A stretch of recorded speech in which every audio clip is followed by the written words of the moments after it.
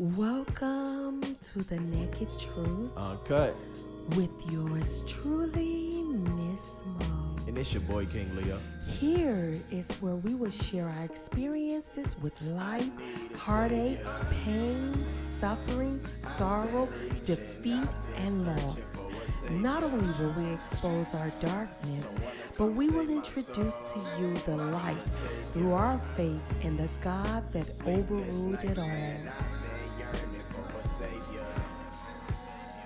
Praying peace possess my soul, cause I've been seeking and running looking for you. It's your light in the darkness seeing me through. Said I've been seeking and running looking for you. It's your light in the darkness seeing me through. I need a savior. I'm tired of running. What should I do? Yeah. Yo, what's up again? It's your boy King Leo, and we are back again with another episode of The Naked Truth. This is Who Are You Part 2, because one just was not enough. Amen. Welcome to the Naked Truth. Hello, King Leo. Hello, ms.mo. And how are you? I am blessed and highly favored. How are you? I am great, and I thank God for this opportunity to be back again at it, and I thank you for asking. Amen. We glad that y'all are tuning in again with us, and we hope that y'all enjoy episode 1 of Who Are You, and we're just going to get started and get right into it. We asked the question last time, who are you? And we're basically in a point in our life where I feel that everyone should be on a path of defining who they are. You know what I mean? No longer should we be wasting time, in areas of our life, or wasting time chasing things or people or situations that no longer feed our life or that no longer serves a purpose in our life. But this is the time for us to get ourselves together and to get ourselves aligned and on track with the will of God. Amen. That was powerful. And I am in agreement with that as well. I am also excited that God gives us opportunities to get it right. He does. And he gives us a chance to find who we really are before we leave this earth.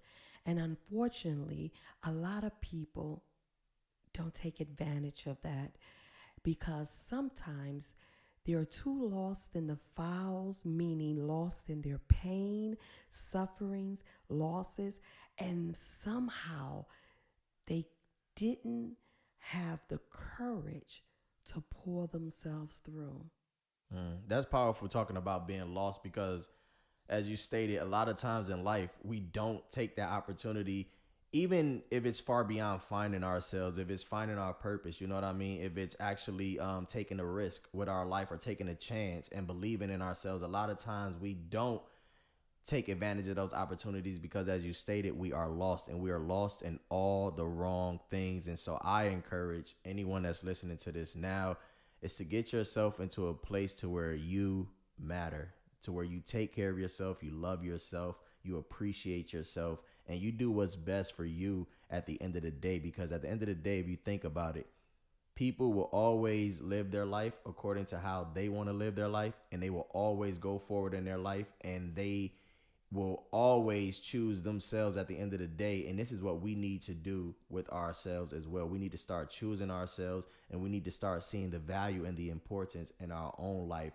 to where we can begin to choose what's best for self. And that is our forwardness. That is everything that God has for us, and that is everything that God has offered, to us. Every opportunity, every door he has opened, we deserve that chance, and we deserve that opportunity to make it, to be something great, to be successful in life.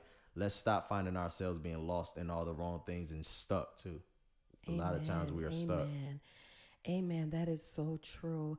I'm mindful of times in my life where I was lost and where I was stuck in the files, that I couldn't get over my pain. I couldn't get over my losses. I couldn't get over my struggles. And I couldn't get over the things that I thought, or the people I thought I couldn't live without. And that is one of the things that will cause an individual to get stuck in time and never coming into the knowledge of truth of who they really are, because they're living from their brokenness, from their pains, from their sorrows, and from their sufferings. And I was one of those people. And so I want to encourage as well that in order to find you, you got to be willing to lose you. Amen. That's true. And that was going to actually bring me into my next point. In order to really find out who you are, you have to first eliminate all that was. You know what I mean? You have to eliminate, as you stated, the pain, the things that constantly keep you in a place of telling you that you'll never be more than, or that you'll never, know love, or you'll never know life in a better, mind state or perspective, or that you'll never get to your best life, or that you'll never be able to live your best life. So you have to get rid of all of that. I mean, all the negative seeds that were planted, the negative voices that constantly ruled your mind and ruled every decision and choice that you made in your life, even if it came from yourself, because a lot of times we are our own worst enemy, and we have to realize that. And a lot of times in life, we go through life beating ourselves up, you know what I mean, over the choices that we have made. And we constantly allow ourselves to feel bad. And that's another, way of how we get stuck, in these woe it's me situations, or we get stuck in these victimized mentalities. You know what I mean? When we also have the power to say, you know what? No more. You know what I mean? No more. I'm choosing life. I'm choosing to go. I'm choosing to run. I'm choosing to get all that God has for me, and I'm choosing to love me for once. You know what I mean? And we have to get out of those places. So I just encourage everybody to get out that place and just go forward in life. But again, you got to eliminate everything. That's right, because I had to do that. My last relationship that I was in, I was with a female, and this particular woman had a lot of control over me. And it reminded me of when I was with my mom. Her voice reminded me of my mother's voice. If I didn't do what she said, if she just had a bad day, she always wanted to find ways to tear me down and to make me feel less than. And I remember one day she came in from work, and I was on this sabbatical change for my life. I was starting to know myself. I wanted to love myself. I just was done with all of the negativity and with my past. And that was something that she couldn't jump on board with. She didn't want me to change, because in me changing, it caused her to lose power and control over me. And one thing that people were never able to really be physically abusive to me, but they were sometimes were able to just get in my face and say words, like my mother used to say, that made me retaliate and may have slapped them or did something violent towards them to get them out of my face. And so she was angry that I was changing. And this day she came in from work, and I was praying, and I just was feeling good about myself. And I went to speak to her, and she turned around and was like, "Don't say nothing to me." And I'm like, and I did. I said, "You evil spirit," because I just felt like this person was somebody that I was with. This person acted like they cared about me at one time, or that they loved me, or that they were for my good. And I found out that she wasn't for my good. And she turned around and looked at me and said, "I hate you because you're changing." And I looked at her and clapped my hands and said, "Thank you." Because in her telling me that, I knew that I was doing something right, because the devil is never angry with you when you are still connected to him, his ways, your past, your pain, and your repetitive or attitudes or behaviors that you just can't seem to break away, like that being stuck you were talking about.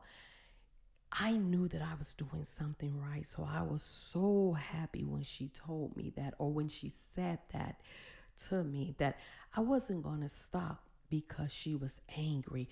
I got tired of stopping my life for people, and I knew that I deserved what was best for me. And that is true. And one thing that is so powerful about what you said is sometimes we need to learn how to instantly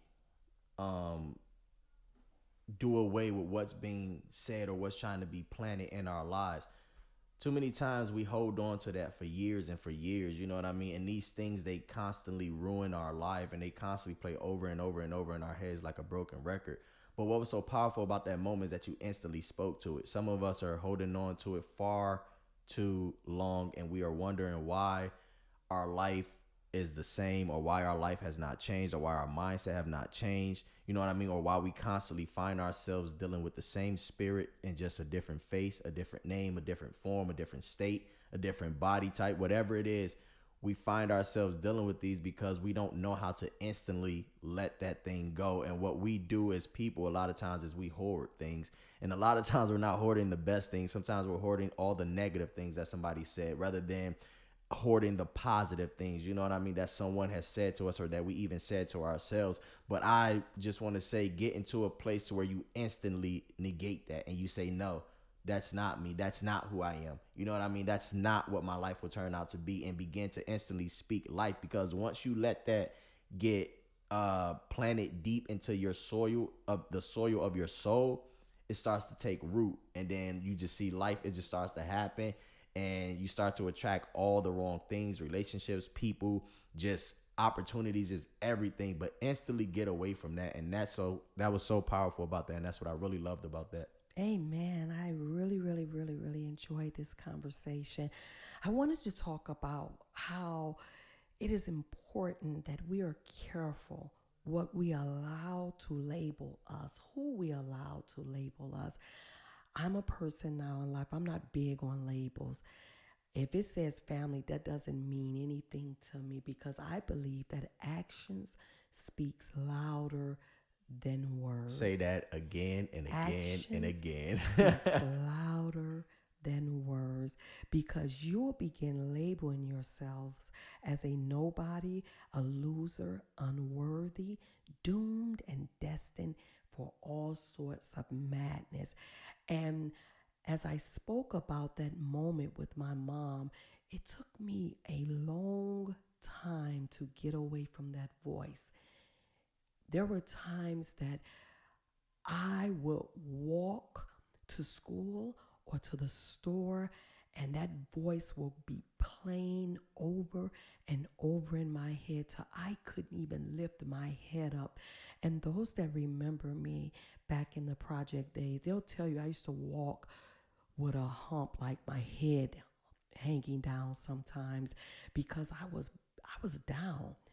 I didn't know how to lift up my spirit and lift up my head. I didn't even know who I was. Having a mother that for 18 years just called you all sorts of names and barely called you your own name, that's something hard to live through. In fact, to live with, that I struggled. My mother used to look me in my face and say to me, you wish you were pretty. You wish you were beautiful. You wish that you looked like your sister, light-skinned with hazel eyes. You're bony. You're ugly. You're this and you're that. And every chance and opportunity that she was able to speak those things to me, it tore me down at the root and the core of my soul. I am so big in my life with words, and my children say I take things too serious, but I know the power of words. It will mess up your identity. I mean, the Bible do talk about how life and death is in the power of the tongue, and for us to be careful for what we speak, because whatever a man thinketh, that so shall he be as well. And what's so important that we all need to understand too, as you stated, with labels, even with this generation, we see labels are basically, they're going out the window. I mean, whether the label is marriage, boyfriend, girlfriend, friend, you know what I mean? Labels don't mean nothing nowadays, you know what I mean? Because everyone has misplaced the definition of these labels, you know what I mean? And when we even getting back into how someone may label you as stupid or dumb, I recall this time when I was at work, and a lot of times, you know, when somebody is funny, I'll say, hey, yo, you stupid. Like, And one girl, she was like, no, I'm not stupid. And in that moment, it wasn't that I was trying to be funny or really call her stupid. It was just that's how I respond when I feel like people are like stupid, hilarious. I'm like, yo, you stupid. But that said something to me. It was so profound because in that moment, she let me know that I love myself enough to not settle for a title of stupid. You know what I mean? And I was just like, yo, I apologize. That's not how I meant it, but I respect, your wishes, and I won't ever call you stupid or say the word stupid to you again. But see, that stemmed from something deeper in her life, but even talking about titles, one thing that we have to do as well is to stop allowing ourselves to be defined by also our status in life, whether it be on the job, on social media, or even by the expectations of others, or even the expectations that we have on ourselves. Because a lot of times too, this generation is driven by likes. This generation is driven by views. This generation is driven by instant fame. We call it microwave fame. You know what I mean? And if you don't have 1,000 followers, if you don't have 1,000 or 10,000 likes or whatever like that, then the internet, it looks at you as being a nobody, and they glorify all these people that have all these likes and stuff. But at the end of the day, people don't realize too, most of the time, these are not even real followers. It's just so that an image can be created. You know what I mean? To make someone seem more popular or more famous than what they really are. You know what I mean? They're basically buying generated followers or fake robot account followers and everything like that. But it's all an image, and it's all to make you feel less than about yourself. When you look and say, wow, how does this person get, this amount of likes? How does this person get this amount of comments and everything like that, or this much attention? It's all to make you feel bad. So then when you look at your page and you feel like I'm not getting the same, then you start to belittle yourself, or you start to think less than of yourself. You know what I mean? Or why women feel, not even all women, but certain women feel that they have to show their body in order to gain attention. You know what I mean? We have to be careful with that. You know what I mean? We have to stop allowing this stuff to define us, because at the end of the day, we still have to live whether we have the internet or not. You know what I mean? At the end of the day, I still have to be who I am, whether you're seeing me online or whether you're seeing me in person. You know what I mean? So that's what me personally, I'm taking a stand to no longer allow what others or even what the world tries to make me feel about myself be present in my life, but to believe what I believe about myself and who God has said that I am going forward. Right. And you are amazing, son. You as well. That's why I speak to my children with words that uplift, encourage, inspire, and make them feel like they are amazing. And I receive that as well, son. Thank you. I want to go a little deeper into not being sure about yourself. And you talked about how the internet and the world can make you feel like you're not good enough. And I want to say on that note that it is not in their power to make you feel anything. Whatever they're making you feel, they're getting it from how you feel about yourself. For years, as I stated earlier about my mom calling me ugly, it took me up into my mid 30s. I think I was like close to 38 when I looked in my bedroom mirror and I looked at myself, and for the first time I said that I was beautiful, and really meant that thing and believed it from my soul. That's why I went out and got the tattoo on my arm, beautiful, because it took me years to arrive to a place of loving myself enough to encourage myself to even call myself beautiful. Because I would spend hours in the bathroom. People be like, what are you in there doing? I would be in the tub scrubbing myself for the longest. I would be in the mirror scrubbing my face, and I can hear the voices in my head. At one time, my mom had my oldest sister to tell me that I was ugly and that I wished I was her and that I wished I looked like her. And she would say it to me over and over to one time, and maybe not just one time, a few times. If a guy saw me, they would say hi. And then my sister will walk up and say, I'm her sister. And they immediately will take their attention away from me and look at my sister and say, wow, you're beautiful. You have beautiful eyes. And I will begin to dissolve within myself and go into that bottomless pit that tormented me and tortured me with words that you are ugly. You're not good enough. No one will like you.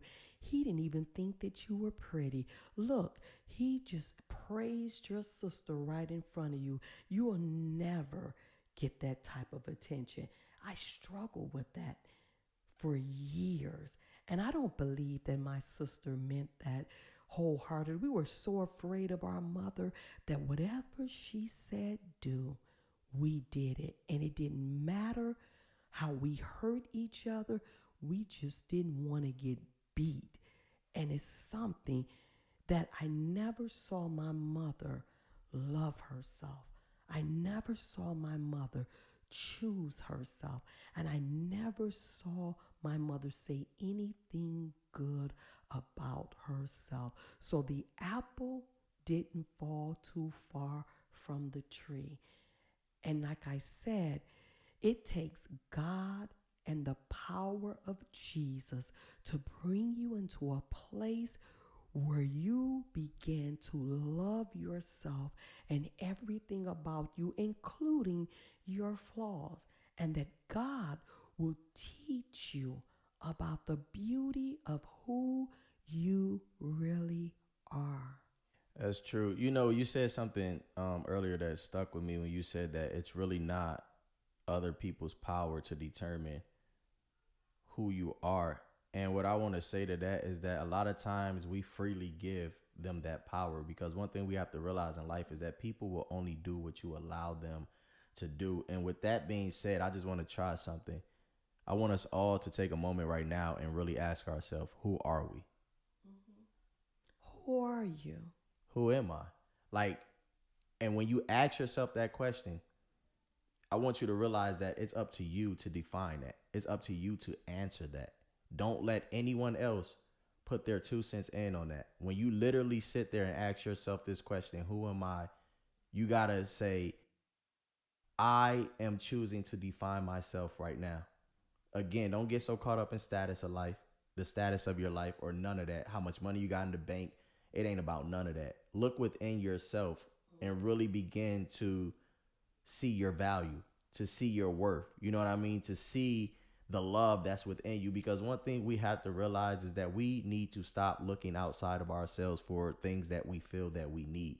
The only person we should be looking to outside of self is God, is Jesus Christ. That's right. You know what I mean? But looking to people, thinking that people are going to have your answer, that people are going to be able to give you peace, that people are going to be able to give you love, people are going to be able to give you joy or comfort or whatever it is, you're wrong if you think that. You know what I mean? Because you will always find yourself lost, broken, abused, or mistreated if you leave your life in the hands of someone else other than God.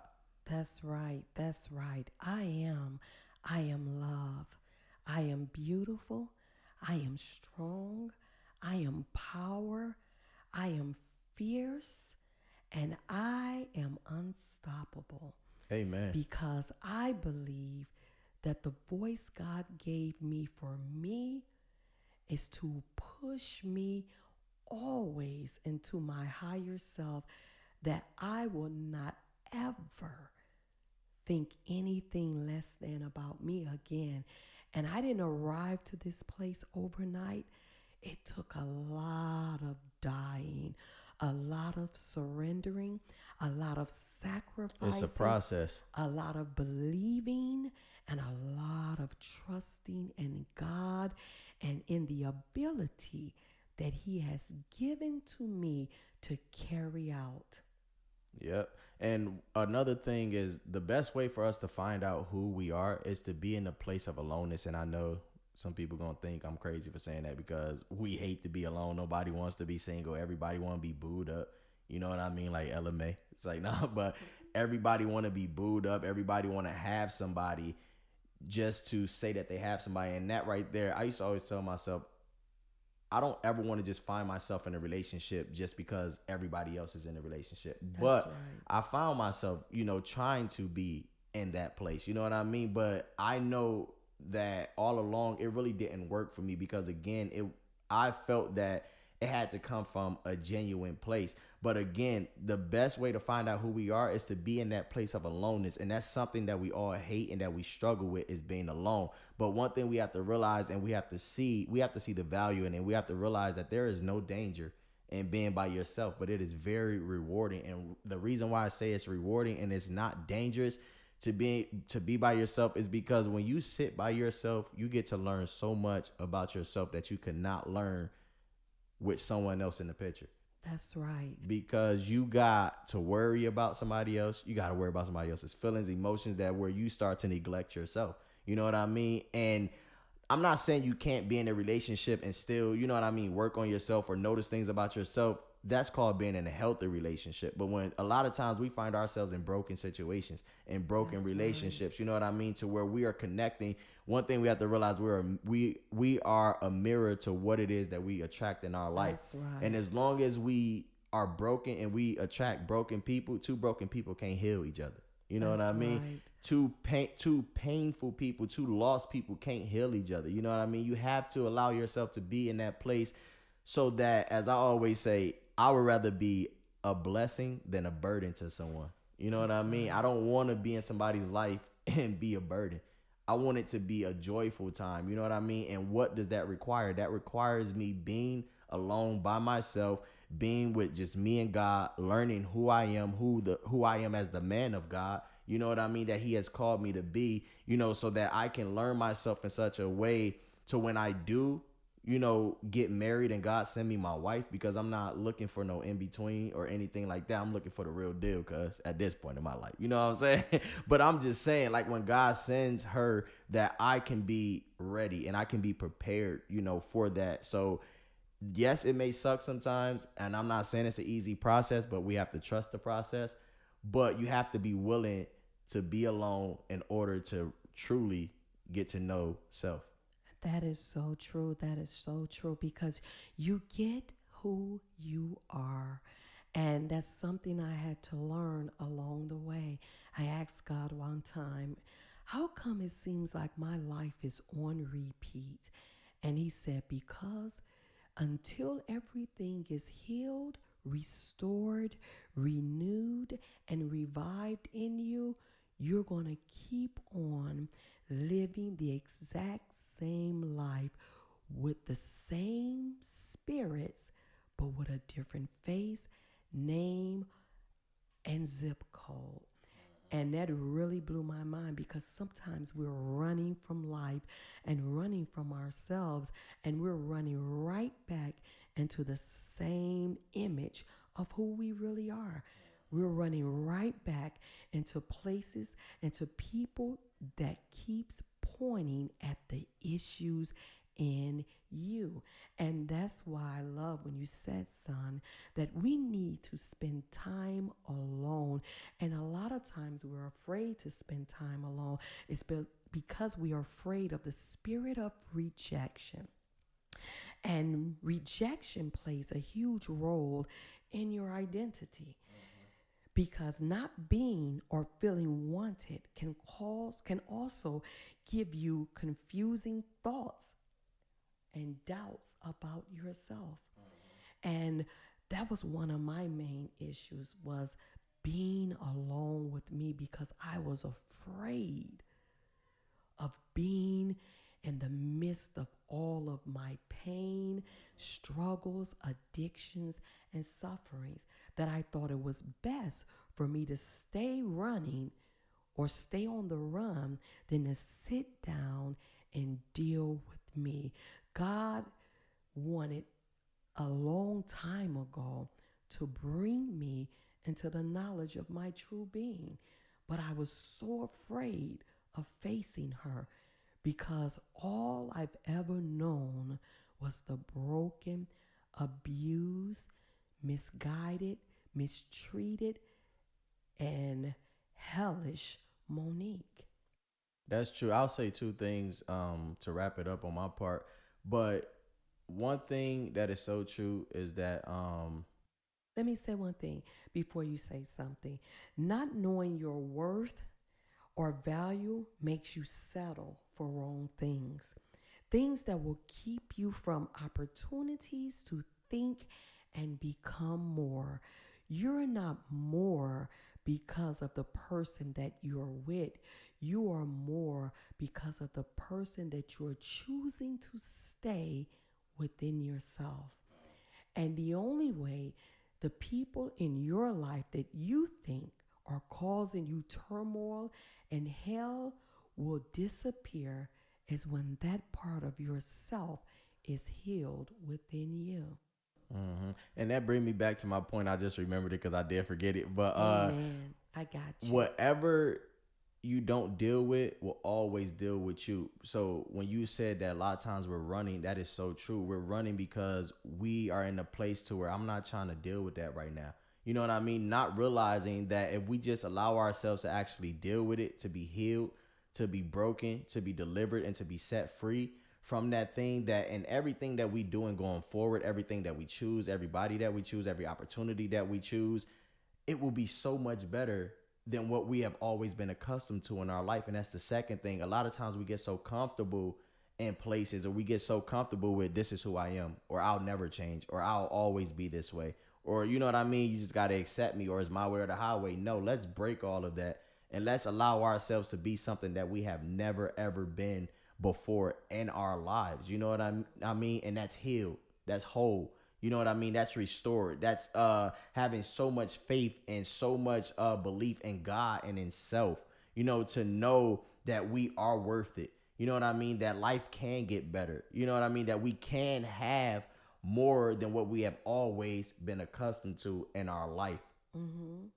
I remember before leaving Detroit for good, I remember the man of God that was over my life. Um, it was really dark, son. It was really dark for almost 10 years of my life in the church. I thought my mother had stripped me to my core, but I tell you, when I joined this church, I I literally met hell and Satan like I've never seen before. And I entered a place where I was stripped on another level, mentally, emotionally, verbally, spiritually, physically, and financially.